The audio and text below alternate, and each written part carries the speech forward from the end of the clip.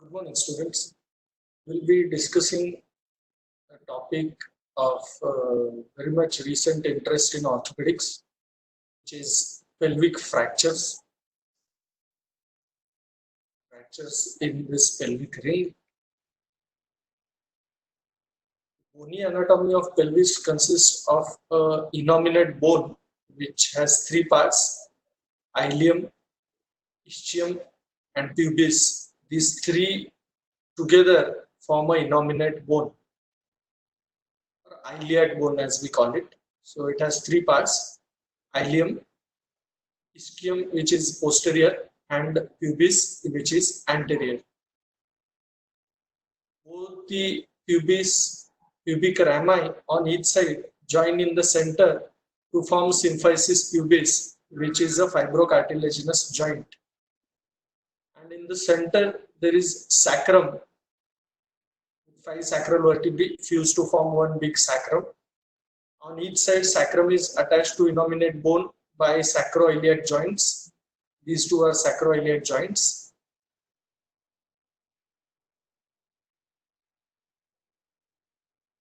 In today's lecture, the importance ligaments which are there supporting this pelvic anatomy. Anteriorly, as we discussed, there is pubic symphysis, which is a fibrocartilaginous joint joining the two pubic bones together in the center. Posteriorly, there are two important ligaments. One is anterior sacroiliac ligament and one is posterior sacroiliac ligament. So the anterior support, which gives 40% of the strength to the pelvis, is formed by symphysis pubis and pubic rami. Posterior support, which almost gives 60% of the strength, is formed by anterior and posterior sacroiliac ligaments, which is sacroiliac complex. This is anterior sacroiliac ligament and this is posterior sacroiliac ligaments. And then there are multiple smaller ligaments like sacrospinous, which grows from sacrum to ischial, ischial spine, and sacrotuberous ligament, which goes from sacrum to ischial tuberosity. And there is pelvic diaphragm. So these are less important posterior support. The main posterior support is given by these anterior and posterior sacroiliac ligaments, stabilizing the sacroiliac joint. And anteriorly, there is pubic symphysis. Fractures of the pelvis account for less than 5% of the all skeletal injuries, but it is important because it is associated with soft tissues injuries and blood loss, because pelvis has many soft tissues, plus there are many important vessels inside the pelvis which can be injured while the pelvis is fractured. Because of these vessels, patient can end up in hypotensive shock, and because there are multiple soft tissue organs inside the pelvis, patient can land up in sepsis, leading to acute respiratory distress syndrome, that is ARDS. Because of all these important structures inside the pelvis and major vessels around the fractures of pelvis have high mortality rate, which exceeds around 10%. There are three basic mechanisms of pelvic ring injury. So the ring which we have seen, this is a pelvic ring. It has three basic mechanisms of injury: antero-posterior compression, lateral compression, vertical shear, and combination of these three. So what is antero-posterior compression? Antero-posterior compression is usually caused by a frontal collision between pedestrian and a car. The injury may lead to, so the person is being hit from the front at pubic symphysis. So it can lead to fractures of the pubic rami because they are located anteriorly. The iliac bones are sprung apart and externally rotated with disruption of symphysis. The anterior sacroiliac ligaments are partially torn and fracture of the posterior part of ilium can occur. So if you see in the diagram, the person is being hit from the front. Either the symphysis pubis is torn or one-sided pubic rami are broken. Then the next thing which will happen is these smaller ligaments are torn. Next thing which can happen is anterior sacroiliac ligaments are torn. So if you consider this ring as a book, this is a kind of open book injury. The book is being opened because of trauma. So this anteroposterior compression is also called as open book injury, because the collision is from front, and if you consider this ring as a closed book, the book is trying to open because of injury. Second important mechanism of injury is lateral compression. When a person is being hit from side, the injury can lead to fracture of the pubic rami anteriorly on one or both the sides. Posteriorly, there is severe sacroiliac strain or fractures of the sacrum or ilium, either on the same side of pubic fracture or on the opposite side. So if we go and look what is happening in a lateral compression, first we saw that the force of injury was from front. Now the force of injury is from side. So if it is from side, it can fracture the pubic rami anteriorly, and it can disrupt the whole sacroiliac joint posteriorly. So the posterior injury can be on the same side of the anterior injury, or it can be on the opposite side of the anterior. So this is second mechanism of injury to this pelvic ring, lateral compression. Third one will be vertical shear. The iliac bone on one side is displaced vertically, fracturing the pubic rami anteriorly and disrupting the sacroiliac joints posteriorly on the same side. This typically occurs when fall from height with a stand on one leg. These are severe unstable injuries with gross tearing of soft tissues and associated with retroperitoneal hemorrhage. So vertical shear are most dangerous form of the mechanism of injury. What is happening is, because of vertical shear, this hemipelvis, this half of the pelvis is being shifted upwards vertically. So the front, middle and back, everything is torn, and this hemipelvis is shifting upwards compared to this sacrum and intact pelvis. And in many severe form of pelvic injuries, a combination of the above form of injuries may occur. There are two classifications used to classify fractures of the pelvic ring. The older one was given by Tile and others, and the newer one is a Young and Bugris classification. Tile classification system divided the pelvic ring fractures into three types. Type 1 is a stable fracture, posterior structures are intact. Either it is fracture of the pubic ramus or it is avulsion fracture near the iliac wings.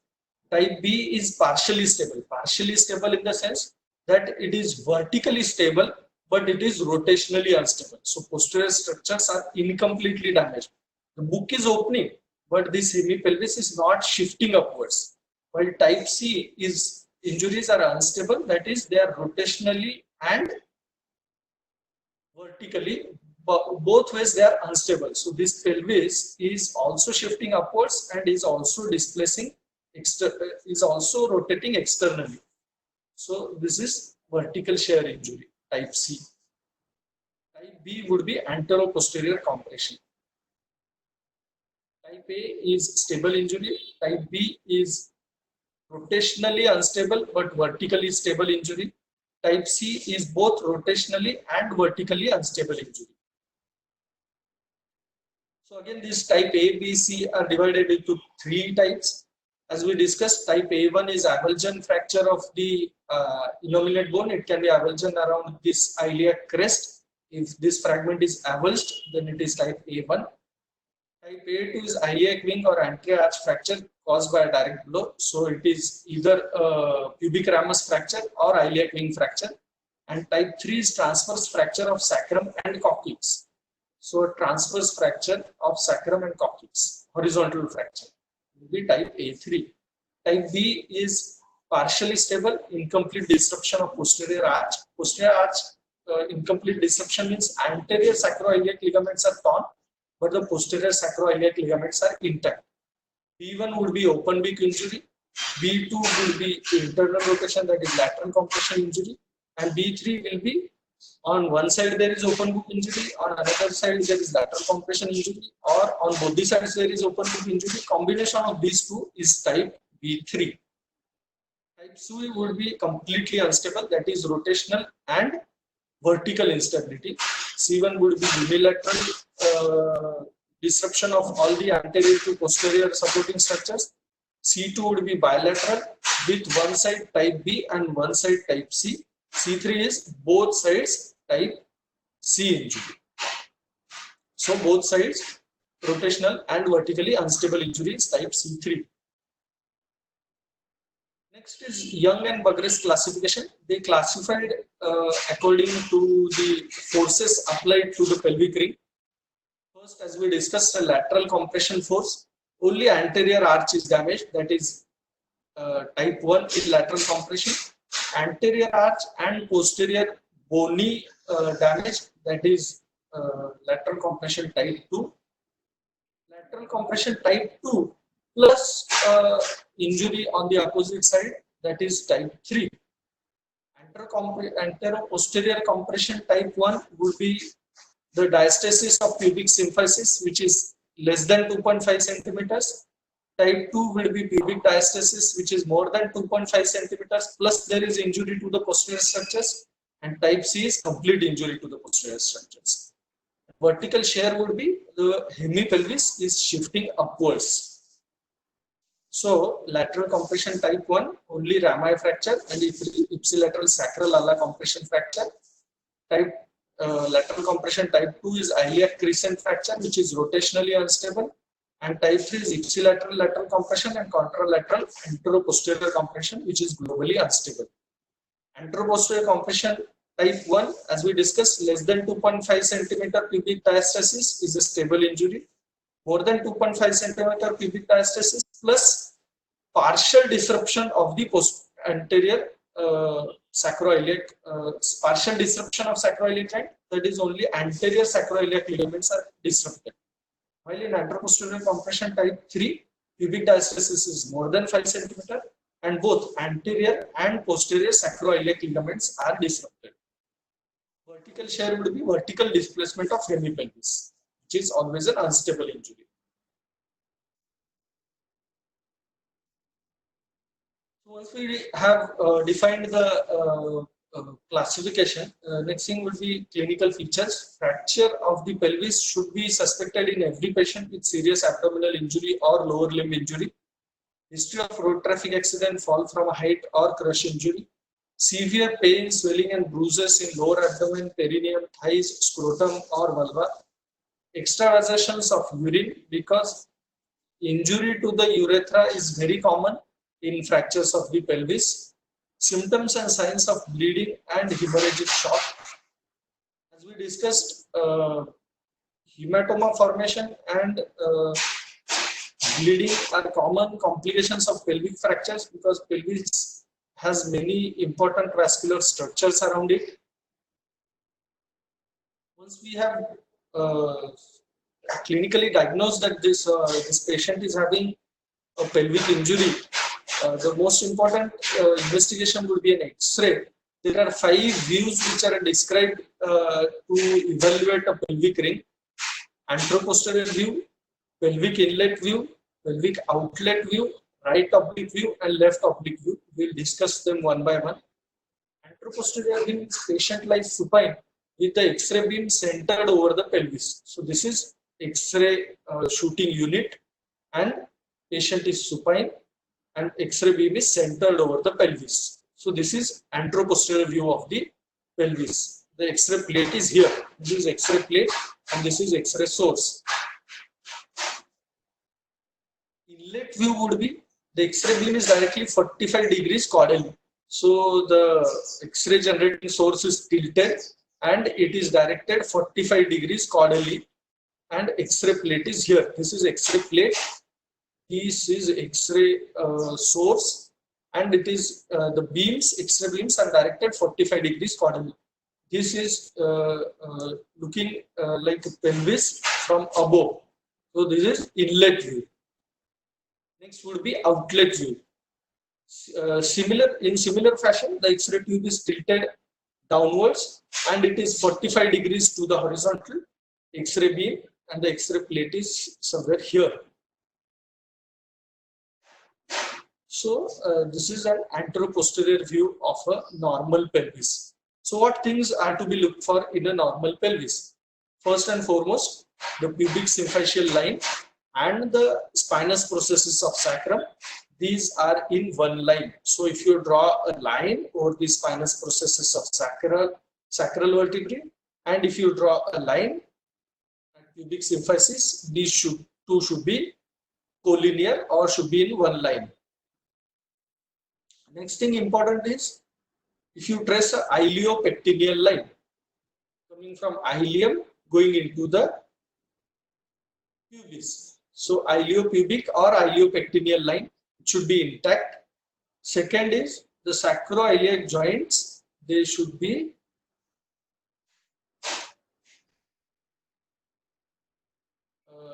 in similar configuration bilaterally, and this iliopectineal line ends at S2 foramen on both the sides. So this is iliopectineal line ending at S2 foramen on both the sides. So first thing we saw, we draw a line along the spinous processes and pubic symphysis. Those two should be in one line. Then this iliopectineal line should be intact. It usually ends at S2 foramen. Bilateral sacroiliac joint should be in uniform configuration. See, these are two sacroiliac joints. Next thing which we see is this L5 transverse process. Yesterday we discussed spine anatomy. This is a transverse process, and iliolumbar ligaments are attached to this transverse process. So pelvic ring injury can cause fracture of the transverse process of L5 because iliolumbar ligament going from this transverse process to ilium, which is called as iliolumbar ligament, is attached to L5 transverse process and it can get fractured. Then things to be looked for anteriorly is pubic symphysis, inferior pubic ramus, and superior pubic ramus. Superior is pubis and inferior is this ischial tuberosity. Ischial tuberosity is inferior pubic ramus and pubis is superior pubic ramus. In inlet view, as we discussed, we are doing three views. This is an inlet view. In inlet view, we look for the external or internal rotation of the hemipelvis. The ischial spine, if the pelvis is externally or internally rotated, will be more prominent or less prominent accordingly. Then the opening of sacroiliac joints can be seen, and impaction of fracture of sacral ala can be seen. These are sacral ala. Outlet view, the sacrum is better visualized. If you compare this inlet view with outlet view, in inlet view, the pelvic ring is better visualized, while in outlet view, the sacrum is better visualized. Sacral fractures can be visualized. And these two sacroiliac joints, if you see them bilaterally, they are uniform. If there is a vertical shear displacement, this hemipelvis would have shifted upwards. In this X-ray, we can see that there is fracture of superior pubic ramus. CT scan is the next important investigation. It gives details about the bony injury and helps in planning treatment. If you see the difference of clarity given by CT scan than X-ray, this is an X-ray and CT of a same patient. If we observe carefully, we can see that there is something wrong with the anatomy of sacrum here. And on CT scan, we can clearly see that there is a fracture at the junction of S1 and S2 vertebra, while the S1 vertebra has gone into kyphosis and the fractured fragment has gone into the sacral canal. This is the importance of CT scan. Urethroplasty, as urethral injuries are very common in patients with pelvic injury, urethroplasty is one of the important associated investigation. As you can see, this patient is having extravasation of dye around the pelvis, so this patient is having urethral injury. After we have diagnosed a patient having pelvic injury and we have classified it by doing important X-ray and CT scan, next would be to manage the patient. The first and foremost, even before doing investigation, is managing airway, breathing and circulation. Once these three things are stabilized, we usually do investigations after the patient is stabilized. And if the patient is in hypotensive shock, in spite of giving fluid and blood, we should suspect an unstable pelvic injury with ongoing bleeding.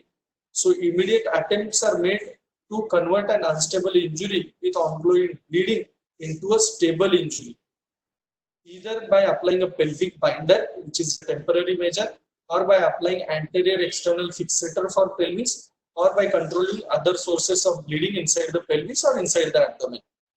So first and foremost, if the patient is having hypotensive shock, suspected to have a pelvic injury, and the pelvic injury is unstable, we would like to convert it into a stable injury. How do we convert it? Either by applying a cloth in emergency situation, a tight cloth around the pelvis can help. A pelvic binder, which is available over the medical stores, can be applied to stop the bleeding. There are different, or a tight belt can be applied. So these are emergency measures, and the definitive measure would be to apply an external fixator in the pelvis and to close the pelvis anteriorly. So this is an external fixator with the pins inside ileum, and the rods are being connected to close the pelvic ring. Because this ring is opened up by injury, we are closing it, and the bleeding surfaces stop after applying this external fixator. Once the management of urgent need, which was bleeding, is done, then we go ahead with the further investigations. We further classify these fractures by doing CT scan and spatial X-rays in Tile and Young and Burgess classification. So Tile A are always stable fractures, there is no need of surgery. In Type B, few patients need surgery, which are Type B are vertically unstable and rotationally unstable and vertically stable fractures. Type C, usually all patients need surgery. Accordingly, in Young and Burgess, these stable lateral compression type 1 and anteroposterior compression type 1, these two, there is no need of surgery. While in these three, sometimes the surgery is needed. While in anteroposterior compression type 3 and vertical shear, surgery is almost always needed. So, according to the Tile and Young and Burgess classification, we decide which patient needs a definitive management once the patient has been stabilized with hemodynamic. So, definitive management is, if you can see carefully, this patient has a pubic diastasis, which is more than 2.5 centimeters. Since this X-ray is minimized, we will have to apply accordingly. But if you measure it on a true length X-ray, these diastases were more than 2.5 centimeters. So what we have done is we have applied a symphyseal plating. We have used a financial incision, which is used for lower segment cesarean section. We have exposed these pubic rami, and they are reduced, and a plate is applied till the healing of this symphyseal pubis occurs. So once the healing occurs, maybe in 6 months to 1 year duration, we have removed the plate. And if you can see, after the plate removal, the symphysis pubis is into normal position. And if you look carefully, the iliopectineal line which we discussed, this is the iliopectineal line which usually ends at the S2 foramen. S2 foramen, on both the sides the iliopectineal line is intact and both the sacroiliac joints are intact. So we have converted this unstable pelvis into an stable pelvis by doing a symphyseal plating. Next type of definitive fixation would be both anterior and posterior fixation. If you observe carefully, this patient has almost a 5 centimeter of pubic diastasis. The symphysis pubis is torn, and if you see, the sacroiliac joint on left side is normal, but on right side there is fracture along the sacroiliac joint. The sacroiliac joint, which is seen here normally, is not seen in this X-ray. Once we operate and reduce, put in a screw, which is iliosacral screw, you can see we have achieved a normal sacroiliac joint alignment as on the opposite side. So the sacroiliac joint, which was not visible preoperatively, is now very well visible, and the anterior symphyseal disruption has been managed with the symphyseal plating, open reduction, phalansteal incision, which is used for lower segment cesarean section. Same incision is used, and the plate is being applied with the screws supporting inside the pubic rami. This is another case where the two iliosacral screws are being used. In few patients, if there is a bilateral injuries to the sacroiliac joints, a long plating can be done along the sacrum to treat both the sacroiliac joint injuries. If the anterior injury is stable with one plate, we usually use only one. But if one plate is not sufficient and it is not holding enough, another plate can be added for fixation. So this unstable, this is anteroposterior compression type 3. Pubic diastasis more than 5 cm with posterior sacroiliac joint injury converted into a normal pelvis.